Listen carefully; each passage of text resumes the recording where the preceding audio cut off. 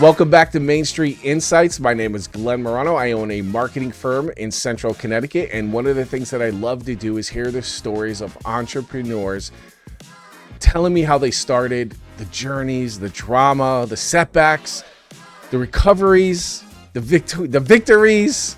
I just love hearing the stories behind everyone's journey because it's always different. And on today's season finale episode, we have Lindsay Dellavecchia. She owns a Moment Away Spa, which is a multi-location spa, one in South Windsor, one in Plainville, and one right here in Southington, Connecticut. And she has the most amazing story, the most amazing success. And when it boils down to it, it really comes back to you got to put the time in, you got to put the effort in, and you got to be able to recover from any kind of failure because they come and they come often. Ladies and gentlemen, Lindsay Dellavecchia. Welcome back to Main Street Insights. It's Thursday and you know it's Entrepreneur Day. So I am here with Lindsay Dellavecchia from a Moment Away Spa. That was right? Yes. Because we did a shot just before this and I didn't do it right. So all cards on the table. This is real talk. Welcome. Thank you so much for joining. Thank you for having me. So tell me a little bit about yourself before we start. Yeah, so I am the owner of A Moment Away. I live in Southington and I have two daughters. My husband grew up here and we have our bloodhound puppy who is absolutely insane, but we love her. So life is very busy. But yeah, and in my free time, I love to exercise, work out, do yoga, all that good stuff. That's awesome. Tell me, what inspired you to start the business? So I grew up in an entrepreneur home. So I always knew, like in my heart, I would be an entrepreneur. What I love most about being an entrepreneur is no day is the same. Every day is going to be different. It's going to be exciting. You get to meet a ton of people, talk to a ton of people, which was really great.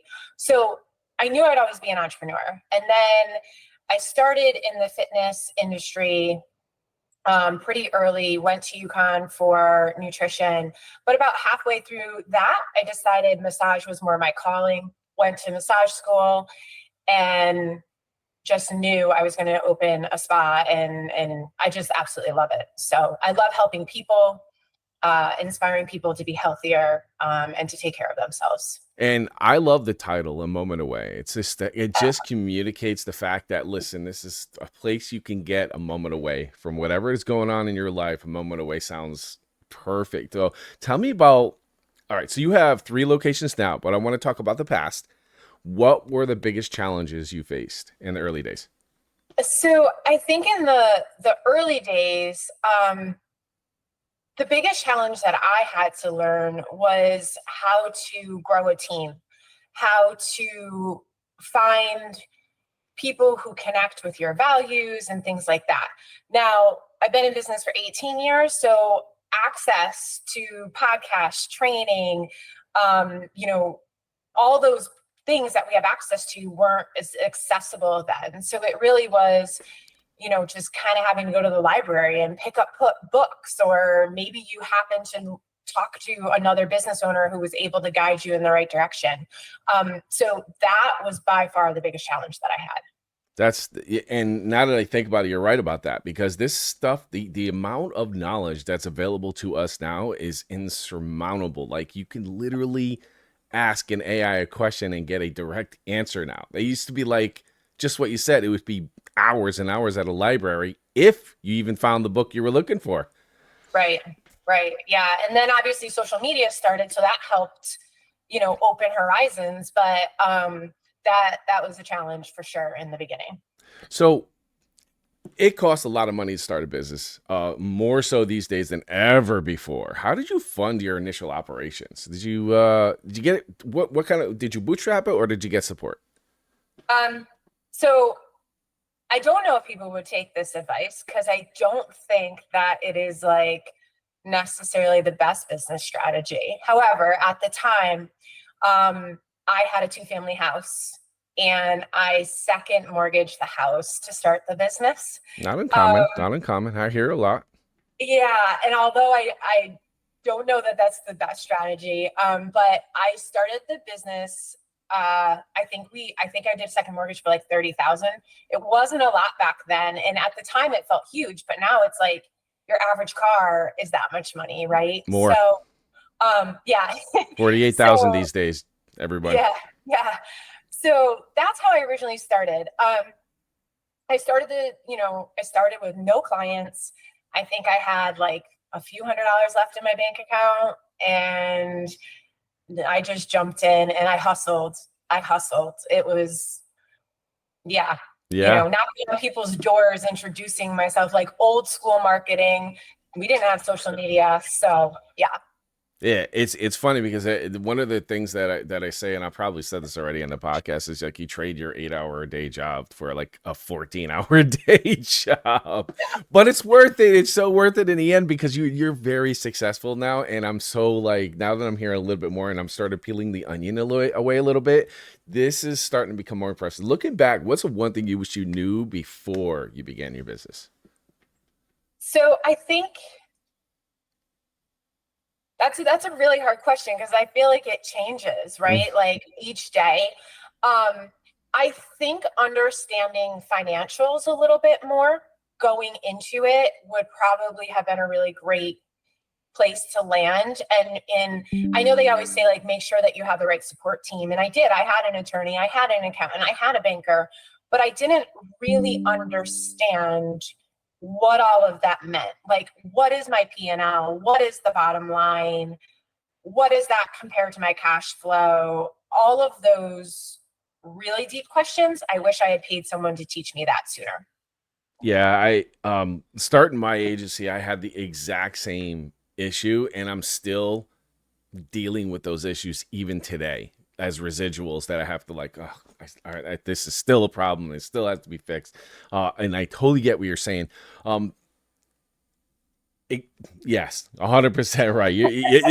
It's just that it's all coming back to me. I'm like, oh yeah, you're right. I remember. Oh, you're sitting at night and you're like, oh, how did I make that mistake? Yeah. Oh my gosh. Okay, so you now have had one location and you grew it into three. Yes.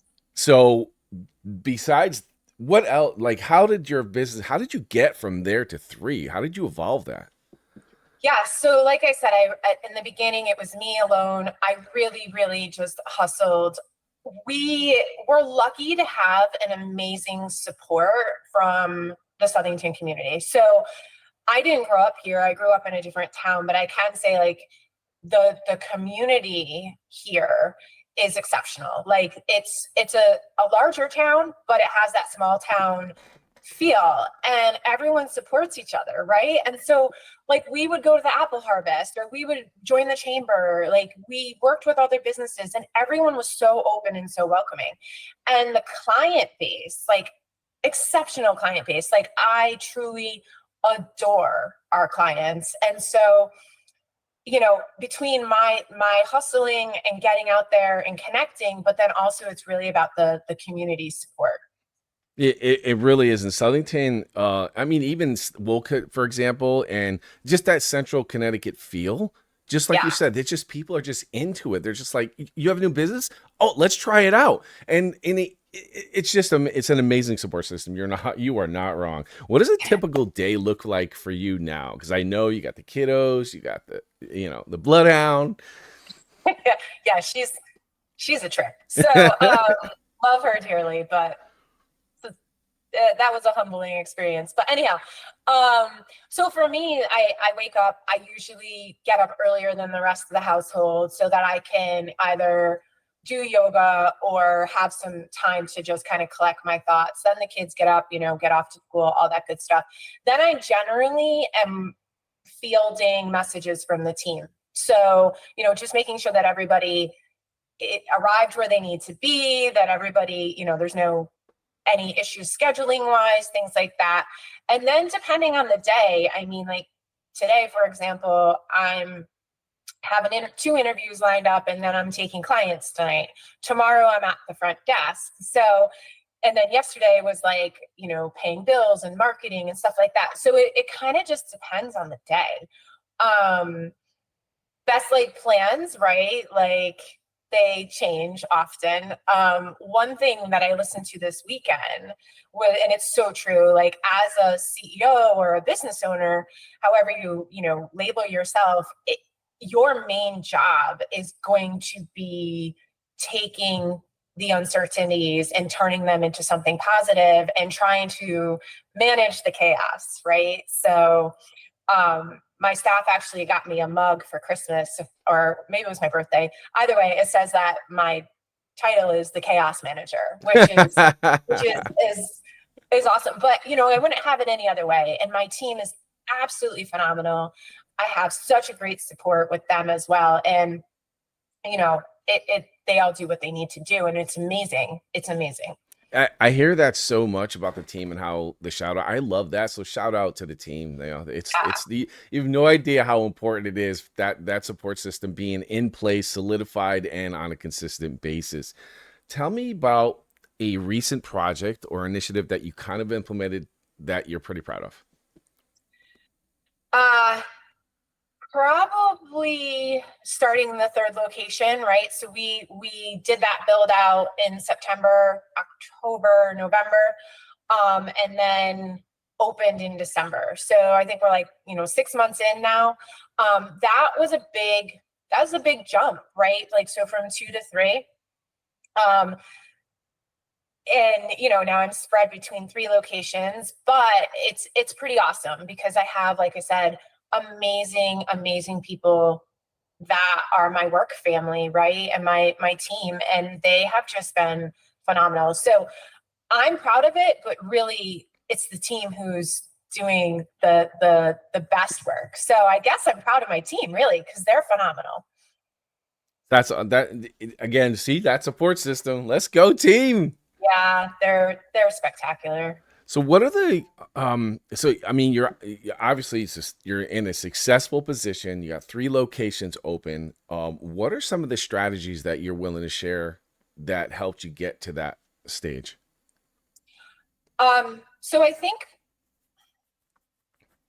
I would say one of the things that I tend to do naturally is to self-reflect. So anytime that there's a challenge or a hiccup that didn't go according to plan, client feedback that maybe was constructive, I really take those moments to say, like, how can I work on improving this? How can I make this better? And like, not, I guess, kind of being humble in that way, right? And you've got to grow from that, because if you don't grow and you don't change, then you're just kind of staying where you are. The another strategy is I really take my team's feedback into consideration. I would say, like, the best ideas have come from my team or from people who have been involved in the business in one way. Because at the end of the day, I'm me, I have my strengths, but those are my strengths. And then as long as you're taking advice from people that have different strengths, you will continue to grow. I think, like, there's a saying, and I'm not going to get it correct, but it's like, you'll go so far by yourself, but you'll go so much further with a team or with a support system. And it's true. It's true. So self-reflection and taking advice and ideas from the people around you. That was an amazing statement. I've actually never, I understood the concept, and that's something that I hear a lot from other entrepreneurs, but the way you just said that had an emotional impact. I kind of got a little goosebumpy with that. It was a really good statement. You only go so far by yourself, but you go so much further with other. Oh, it's amazing. I love that. Yeah. So I'm going to look to the future for a little bit. And what goals do you have for your business in the next 5 years? 50 locations. Yeah, it's Is so it really? hard. 50 locations across the country. Yeah, it's so hard to say, right? Because, like, I definitely would have a dream that my kids want to help with the family business and excel it to the next level. So I think for me, like, probably setting them up. One's in 8th grade and one's in 6th grade. So that 5-year horizon is close, right, to seeing if they're going to want to be part of it. You're right. So I love for that to happen for them, but at the same time, I have to be realistic that may not be their goal. So I I would love to venture off possibly into another location, or it's kind of been in the back of my mind to possibly start a nonprofit who can help people get into this industry, and then also maybe help them start their own business and give them those footings to be an entrepreneur themselves if they want to do that. Because I think what happens a lot of times is that path to becoming an entrepreneur it's not very laid out. Like, where do I go to get my licensing? Where do I do this? Where do I do that? And it can be very costly. And so someone can have a dream, but if they don't have access to funds, how do you do that? So I would love to maybe start something to help people get their feet on the ground and get their businesses started in like a nonprofit way, if possible. I love that. And there's somebody I like to connect you with later on. We'll talk about it. But he is retired. He was an ex-owner of HQ Dumpsters. As you know, they sold in town. Yes. I did a sort of a documentary with him, and one of the things he told me, I said, well, so what's next? And he says, well, I want to help entrepreneurs, guide them in a path that's going to help them create their own business. And he doesn't really, he's not looking to get paid for it. He just wants to do it. And I thought that aligns perfectly with what you want to do. I think we should definitely make that connection. Yeah, that'd be great. Thank you. Are there any new markets or products that you plan to explore? You don't have to tell me, because it sounds like it's a secret. You're like, well, I kind of do, but I don't want to tell. You can. It's your choice. We do have something on the horizon. We're hoping to actually secure it down this week. But yeah, so personally, I'm always looking to evolve the business. Wait. So am I not going to get this bombshell announcement? Is that not happening here? Is that what you're saying? It's not like 100%. We didn't like sign the paperwork. Can I get a hint? So it would be a new service offering that would be like specific to scalp care and water. Okay. No more. I don't want to ruin it. All right, go ahead. All right. So you were going to say, I'm sorry before I interrupt you. I love this though. But yeah, I want to make sure that I like get it secured before I do the big announcement. Okay. But yeah, I'm always like looking for new things, new ideas. And bringing in different things, because as a business, and especially in my industry, it's changing so fast. So you have to stay on top of things, keep training your team, keep educating, keep growing, because it changes fast. So going forward now, thinking about what you just said, what are the biggest challenges you foresee, and how are you prepared to tackle those challenges?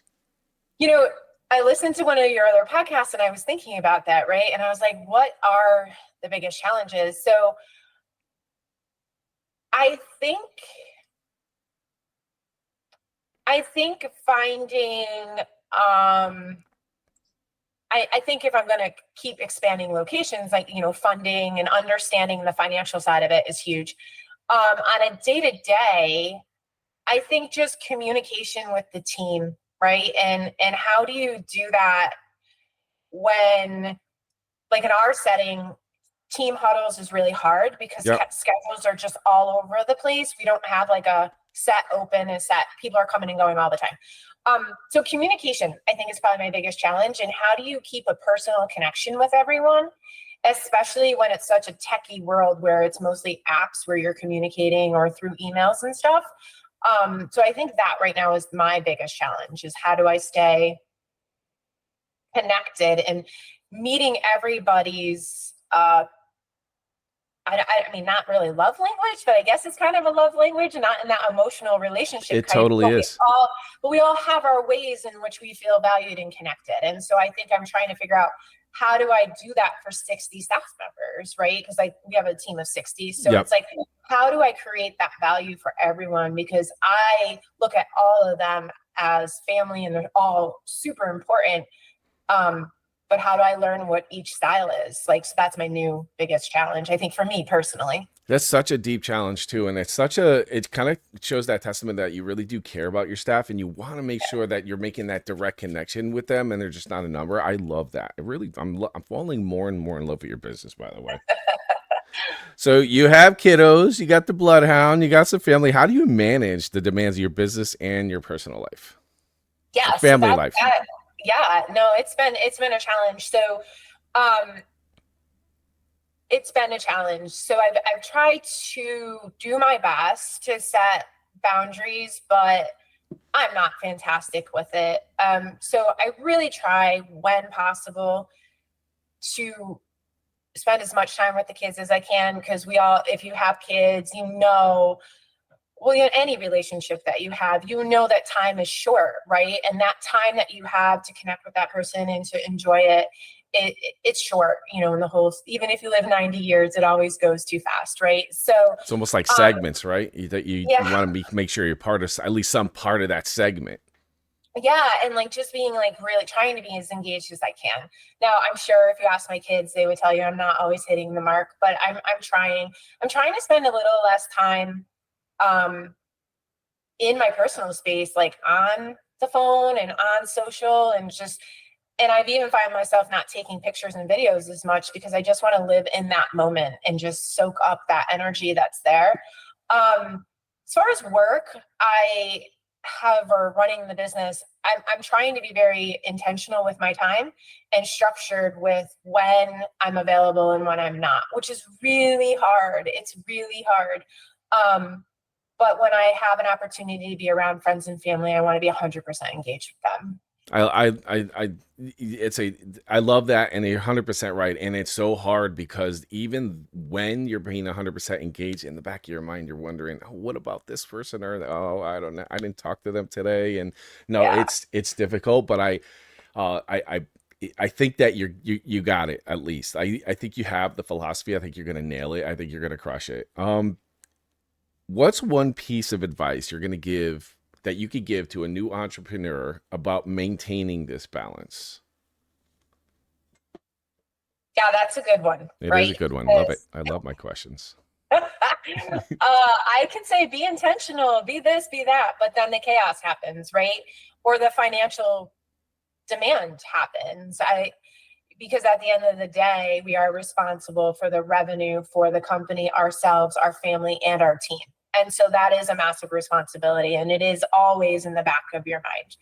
Um, as far as being able to create the intentional, I would say give yourself time to think clearly about things. And then I'm big, and everybody will be different, I'm sure, but I need to write things down. Like I'm a checklist person. So if I can just brain dump everything on a checklist and then I kind of reorganize it into a broader, overseeing goal. And then it helps to just be able to put things in order so you can prioritize where's my top priority today, what's going to be the best for the business, for myself, for my family. It's very easy to get lost. And I will say, finding a social community of other entrepreneurs, because being an entrepreneur is very lonely, and I'm sure you've seen this or done research on it. It's incredibly lonely. It can lead, if we're talking about the negatives of it, it can lead to depression, anxiety, loneliness. And there's not a lot of people necessarily that will open up, even if they are entrepreneurs, about the struggles that they're having.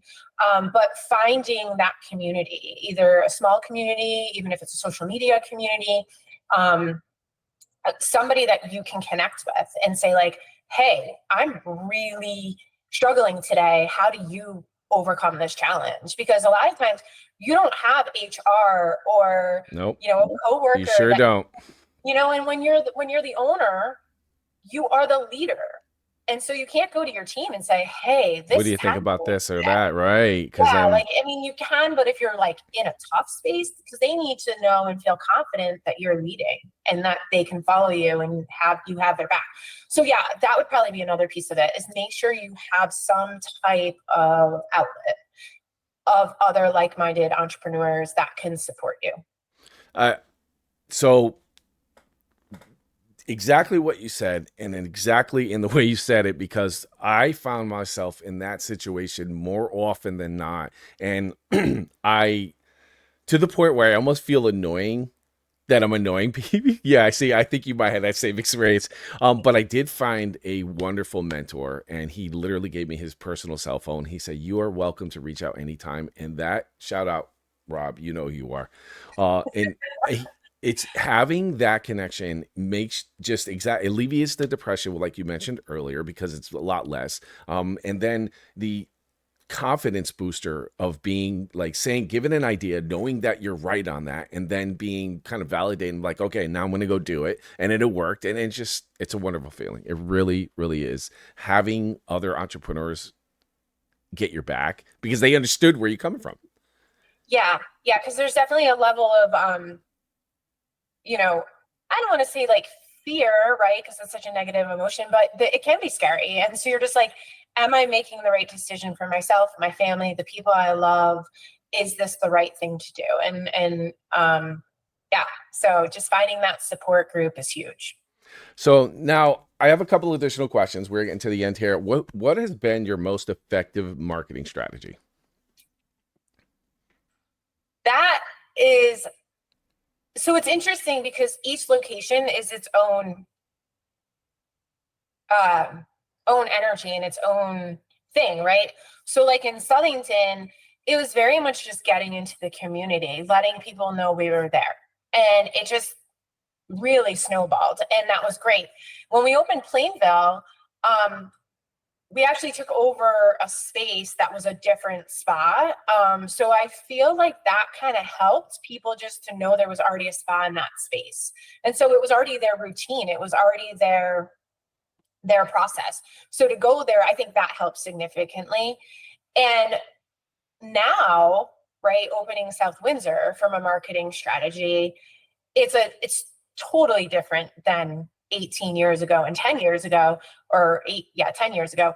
It's more social media based. It's definitely more social media based. And that is or online presence. Like even if you go to a more traditional like newspaper, let's say, right, from an old school marketing, then it's going to still be a digital impact, right? And it's going to be online. So I think that piece is big. I'm still a believer in some of the old school stuff though. Like I still think putting a postcard out if you're brand new and you're opening a brick and mortar, inviting people in is probably worth it, just so they see the name, they know you're there. It's a great idea in the beginning. Yeah, the chamber, like those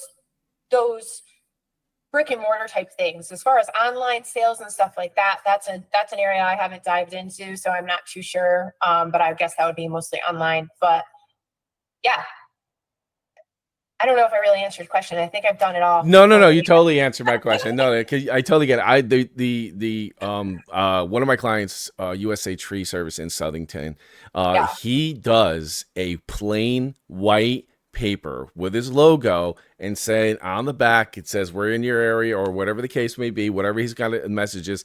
It is the most basic, and he told me that is the most effective marketing tool he's ever had. He said everything else works really well too, but that there for some reason, and I think it's because it's so simple and so easy, and although it's printed, he hand wrote that. Yeah, no, I think I've gotten his stuff, and I'm pretty sure they did cut some trees on our road. I have to think they did. He's got an amazing business. As a matter of fact, I just saw in my lower right corner. He texted me on something else I got to talk to him about. But anyway, who was your biggest influence or mentor through this process? Yeah, so it's so hard again, right? Because it changes. So like when I first opened, I would say the biggest influence or mentor would have probably been my parents, because I grew up in an entrepreneur home. My mom ran the business from our house. And so then my dad was the one out because it was HVAC. So he was the one out running. And then they grew a team and they bought businesses and they did really well. So I would say initially, my parents, right? Because they gave me that core, they gave me that fire. And I saw the ups and downs of being an entrepreneur, even from a child standpoint. I saw it as a kid and now I see it as an adult. As I've moved through, I think Brene Brown has been huge, like her Dare to Lead and like learning how to lead a team from a empathetic, vulnerable state. Mm-hmm. Um, has been influential. I've taken some of her trainings, so that was really, really great. Um, and then I'm really bad at remembering all the different names of different things that I've listened to over the years, but I think I've probably read all of the major business books and that. But yeah, so I guess my parents probably at the core, and then just growing on top of that. And then my husband has been very influential as well. He's very good at like learning and expanding his knowledge base. So as he's doing that, it also helps me to, grow as a person as well. I feel like it's probably bouncing off each other, and there's probably different aspects that you're good at and he's good at, and it works out pretty well, like a yin and yang situation. Yeah. Yeah, we're totally that. He's like very well read, like very educated, very methodical. And I'm just like all over the place with my ideas and my inspirations. And I'm like, let's do this and let's do that. And he's like, okay, let's do that, but let's get a structure. Love it. That's it. Having that back and forth support system is a major thing in any successful business, and any person that owns a business that I've talked to. They said the same exact thing. And there's some that say, no, I will never work with my other significant other in a million years. And I've heard that too, and it's funny to hear that. So you mentioned that you wake up early, and this is the question that I wanted to ask again. Is there anything you do daily that contributes significantly to your success? Uh, yeah. So for me, I have personally, some form of exercise is essential. It for me, whether it's 10 minutes of walking or yoga or strength training, um, that to me is my grounding time. That to me is my clear my mind. And if I'm stressed, it's just a perfect way to just get that stress out. So I guess kind of depending on where I'm at that day, like sometimes I'll go for a run, or I really enjoy doing the kickboxing classes because that's, Okay. if you have any aggression, it's a great way to get it out. Noted. Strength training, running, go yoga, all of it.